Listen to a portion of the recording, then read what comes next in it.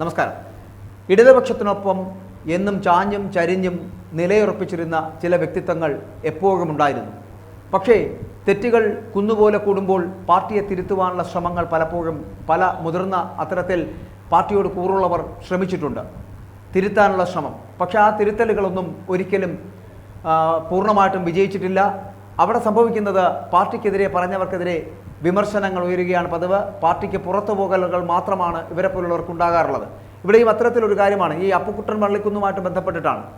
അപ്പുക്കുട്ടൻ വള്ളിക്കുന്ന് എന്ന് പറയപ്പെടുന്നത് ഇടതുപക്ഷത്തിനൊപ്പം നിലയുറപ്പിച്ച് പണ്ട് VS അച്യുതാനന്ദൻ ഉണ്ടായിരുന്നപ്പോൾ VS അച്യുതാനന്ദൻ അടക്കമുള്ളവർക്ക് വേണ്ടി വാദിച്ച ആളാണ് ഈ മുൻ CPM-ന്റെ സംസ്ഥാന കമ്മിറ്റി അംഗം കൂടിയായിട്ടുള്ള അപ്പുക്കുട്ടൻ വള്ളിക്കുന്ന് എന്ന് പറയപ്പെടുന്നത്. പിന്നീട് അദ്ദേഹം ദേശാഭിമാനിയിൽ നിന്നടക്കം പുറത്തു പോകേണ്ടുവന്ന സ്ഥിതിവിശേഷം ഉണ്ടായ ആളാണ്. CPM വിഷയങ്ങളിൽ TV ചർച്ചകളിലൊക്കെ നിറഞ്ഞിരുന്ന അദ്ദേഹം ഇടക്കാലം കൊണ്ട് മാധ്യമങ്ങളിലൊക്കെ ഇപ്പോൾ കാണാതായിട്ടുണ്ട്.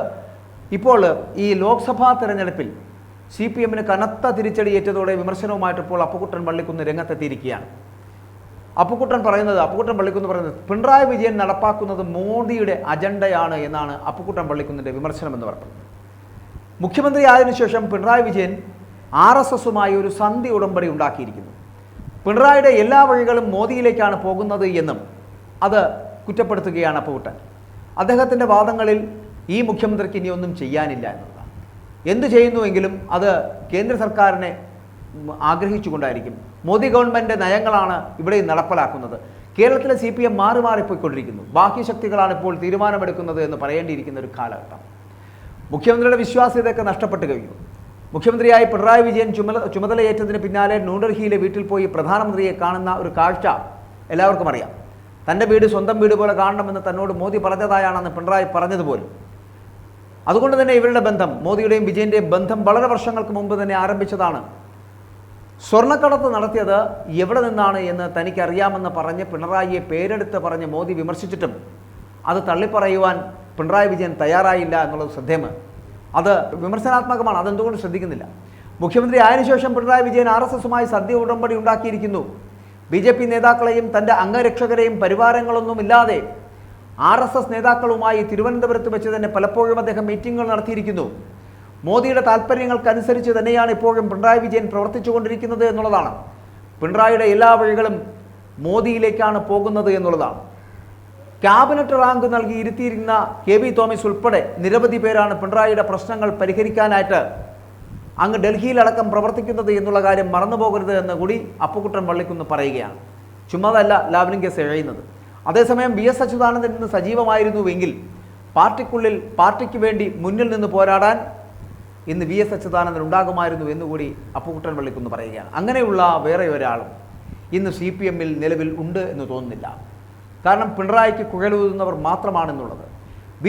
VS-നോടുള്ള തൻ്റെ സമീപനം മാറുന്നത് അദ്ദേഹം മാത്രമേ പാർട്ടിക്കുള്ളിൽ പ്രതിപക്ഷ സ്ഥാനത്ത് നിന്ന് അങ്ങനെ നിന്നുകൊണ്ട് ചോദ്യങ്ങൾ ചോദിക്കുവാനുള്ളൂ എന്ന് മനസ്സിലാക്കിയപ്പോഴാണ്. അത് ശരിയാണെന്ന് കാലം തെളിയിക്കുകയും ചെയ്തു. കാരണം TP ചന്ദ്രശേഖരൻ വധക്കേസിൽ പാർട്ടി അന്വേഷണ കമ്മീഷനെ നിയോഗിച്ചിരുന്നു. എന്നാൽ കേസിലെ പ്രതികളായിട്ടുള്ള 65ഓളം പേരെ സംരക്ഷിക്കണമെന്നായിരുന്നു അന്ന് പാർട്ടിയുടെ നിലപാടെന്ന് പറഞ്ഞാൽ. പത്രക്കാർക്ക് വിതരണം ചെയ്ത കുറിപ്പിൽ പ്രമേയത്തിൻ്റെ ഒരു ഭാഗം മാത്രമാണ് പറഞ്ഞത്. എന്നാൽ അതിൻ്റെ പിന്നിലെ ഈ കാര്യം പാർട്ടി മറച്ചുവെക്കുകയായിരുന്നു.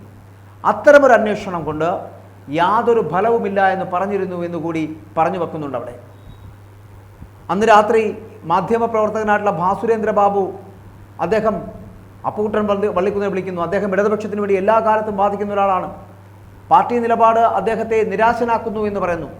ഒരു ഇടതുപക്ഷ പാർട്ടിക്ക് എങ്ങനെ ഇത്തരത്തിലാകാൻ കഴിയും എന്നുള്ള ചോദ്യം അദ്ദേഹം അപ്പുക്കുട്ടൻ വള്ളിക്കുന്നിനോട് ചോദിച്ചു. ഇതാണ് അവസ്ഥ എന്ന് അപ്പുക്കുട്ടൻ വള്ളിക്കുന്ന് ഭാസുരേന്ദ്ര ബാബുവിനോട് പറഞ്ഞുവെന്നാണ് പറഞ്ഞു വെക്കുന്നത്. ഇങ്ങനെയൊക്കെയുള്ള കാര്യങ്ങൾ വളരെ കൃത്യമായി നടക്കുന്നുണ്ട്. അതിനുള്ളിൽ കൊച്ചിയിൽ വെച്ച് CPM-ൽ സംസ്ഥാന സമ്മേളനം നടക്കുന്നതിനിടെ ഈ VS അച്യുതാനന്ദൻ ഒരിക്കൽ ഇറങ്ങിപ്പോകുന്ന ഒരു സാഹചര്യം ഉണ്ടായി. ചരിത്രമാണ്, മറന്നു കാണാൻ സാധ്യതയില്ല.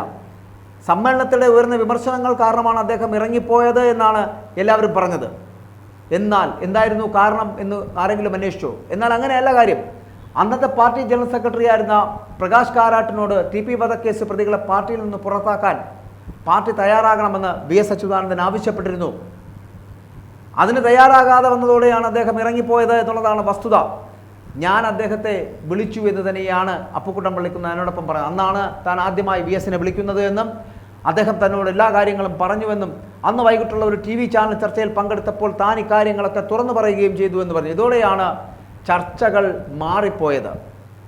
അതോടുകൂടിയാണ് തന്നെ പാർട്ടിയിൽ നിന്ന് പുറത്താക്കാൻ പിണറായി വിജയൻ VS-നെ കരുവാക്കിയതെന്നും അപ്പുക്കുട്ടൻ വള്ളിക്കുന്ന് പറയുകയാണ്.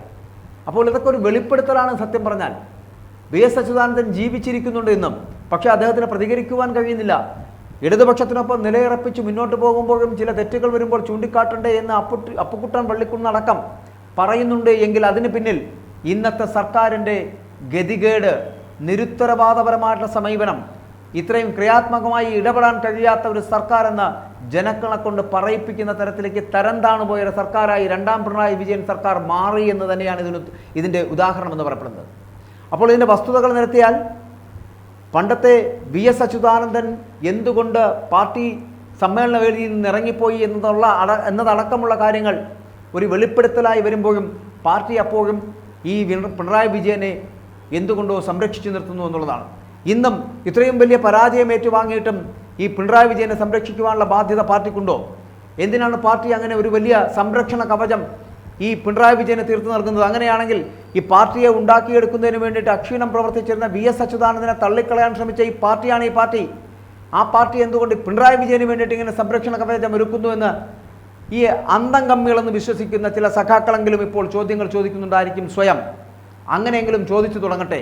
കാരണം ഇന്നല്ലെങ്കിൽ നാളെ ഈ പിണറായി വിജയൻ എന്ന് പറയപ്പെടുന്ന മുഖ്യമന്ത്രി അല്ലെങ്കിൽ സഖാവ് എന്ന് സ്വയം വിശ്വസിക്കുന്ന അദ്ദേഹം മനസ്സിലാക്കണം, അദ്ദേഹം ജനങ്ങളോടൊപ്പമല്ലായിരുന്നു, അദ്ദേഹം മുതലാളി വർഗത്തോടൊപ്പമായിരുന്നു എന്നുള്ള സത്യം അദ്ദേഹമെങ്കിലും മനസ്സിലാക്കേണ്ടിയിരിക്കുന്നു. അതുകൊണ്ട് പിണറായി വിജയനെ പോലുള്ളൊരു നേതാവ് ഇവിടെ ഇടതുപക്ഷത്തിൻ്റെ മുഖ്യമന്ത്രിയായി തുടരുന്നതിൽ കാര്യമില്ല എന്നും, ഇടതുപക്ഷത്തിന് ജനങ്ങളോടൊപ്പമാണ്, ജനഹൃദയങ്ങളിൽ ഹൃദയപക്ഷമാണ് ഇടതുപക്ഷം എന്നുമുള്ളത് അത് സത്യസന്ധമായി മുൻനിർത്തി മുന്നോട്ട് പോകണമെങ്കിൽ പിണറായി വിജയനെ പോലൊരു മുഖ്യമന്ത്രിയല്ല ഇവിടെ ആവശ്യമെന്നും ഇപ്പോൾ ജനങ്ങൾക്ക് മനസ്സിലായിരിക്കുന്നു എന്നതാണ് ഇപ്പോൾ ഇടതുപക്ഷ സഹയാത്രികരായിട്ടുള്ള ഇടതു മുന്നണിയോടൊപ്പം ചേർന്ന് പ്രവർത്തിച്ചിട്ടുള്ള അല്ലെങ്കിൽ ആ പാർട്ടിയുടെ സംസ്ഥാന കമ്മിറ്റി അംഗങ്ങൾ വരെ ആയിട്ടുള്ള നേതാക്കളടക്കം ഇപ്പോൾ പറയാതെ പറഞ്ഞുകൊണ്ടിരിക്കുന്നത് ഈ മുഖ്യമന്ത്രി എന്ന് രാജിവെക്കും എന്ന്.